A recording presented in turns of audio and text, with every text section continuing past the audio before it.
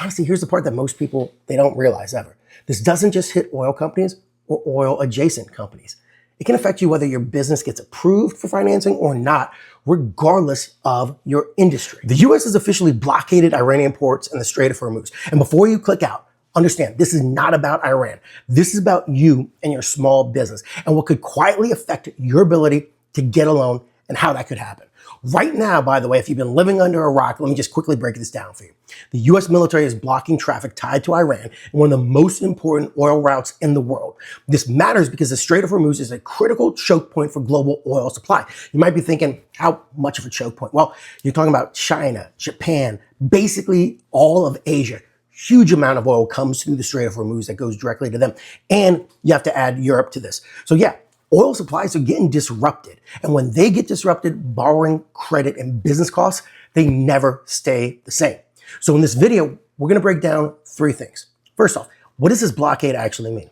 Two, how's it going to impact your credit and the access to it? And three, what should you be doing right now to stay ahead of it? And honestly, here's the part that most people, they don't realize ever. This doesn't just hit oil companies or oil adjacent companies. It can affect you whether your business gets approved for financing or not, regardless of your industry. So here's the thing. You already know what's happening in Iran when it comes to the blockade, but what you might not know is that tensions are already escalating. US warships already entered that area and Iran immediately responded with, "This is the last warning." So yeah, what we're seeing right now, not exactly stable. And so this gets unstable, your costs don't stay the same. That's it. That's the story. But here's the reality. When oil prices move, everything moves. Fuel, shipping, suppliers, inventory, margins. Margins are actually one of the most important parts of the calculation for this story. Because when your margins get squeezed, lenders start asking a very different question. They go from, are you a good business? To, are you actually going to be around and a good business in 3 months? Because nobody knows what's going to happen with the oil supply. And this, by the way, is where it gets interesting and honestly, a little unfair. But if you run a small business, you already know the banking industry is unfair to us. You don't have to be in oil, energy, or anything related to this to get affected. You don't even need to be in the area or the region that is oil prominent industries. Because when energy shocks hit, banks that are exposed to those regions start taking on additional pressures. And that, by the way, goes to other banks outside of those oil regions. Why? Well, deposits usually drop, loans go bad, and liquidity gets tighter. When that happens, they don't just pull back in oil-heavy areas. They don't just stop lending there. They pull back everywhere. How much so far? Well, in some places, you saw rates increase by 8.4% during the last oil crisis. And you can still see this, by the way, in smaller credit lines, tougher renewals, more collateral requirements, and slower approvals. And that, by the way, is usually what happens first. That's the first sign. Not higher rates, not going over and looking at that type of stuff. No, it's banks get pickier. They favor stronger borrowers, which you understand. They reduce exposure to risk. That sucks for you as a small business. And they start saying no more often before they start charging more. Listen to that again. They're going to start saying no more often before they start charging more. So this isn't just a local problem to energy producing areas. It's a bank balance sheet problem that goes nationally. Because your local economy, well, it can look totally fine, but your bank is playing defense somewhere else. And so you are taking the hit as well.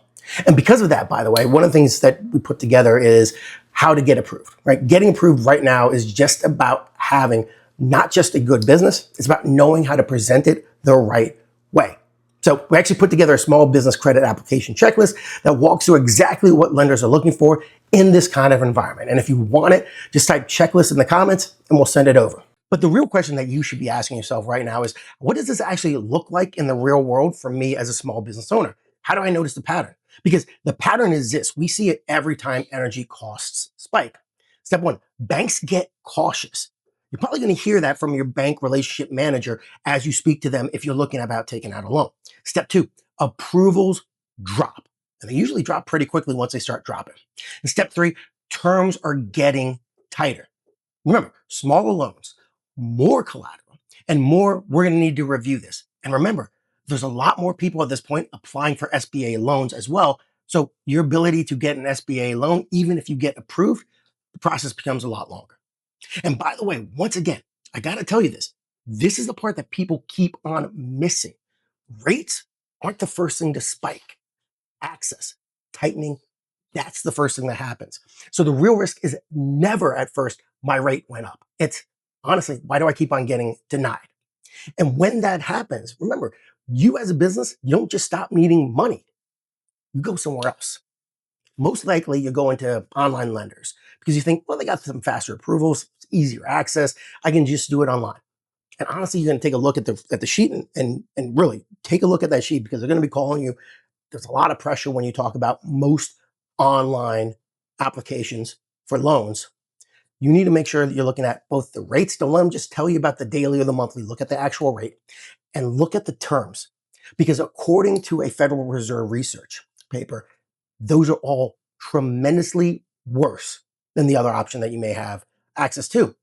And this is important to understand. Federal Reserve data shows small banks are more likely to fully approve loans for small businesses in this type of climate. Let me say that one more time. Federal Reserve data shows small banks are more likely to approve loans fully in this type of market, while online lenders are more likely to come with higher costs and less favorable repayment terms. Once again, you gotta look at those repayment terms. You gotta look at certain things like, for instance, do I have to pay a fee if I pay off this loan early? Believe me, that's in a ton of these. So money doesn't disappear.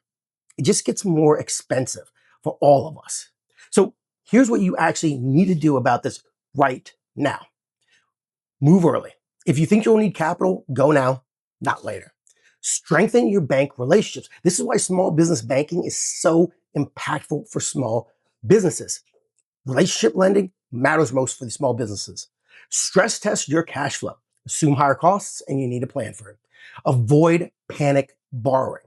Fast money usually only solves short-term problems and creates a lot longer-term problems. Diversify your credit options. Don't rely on just one lender. If you can't, have multiple relationships with multiple different business bankers in different small banks in your region. And this is the part most people miss. Once again, we're just going to go over this. Global events don't just hit gas prices. They hit your ability to get money.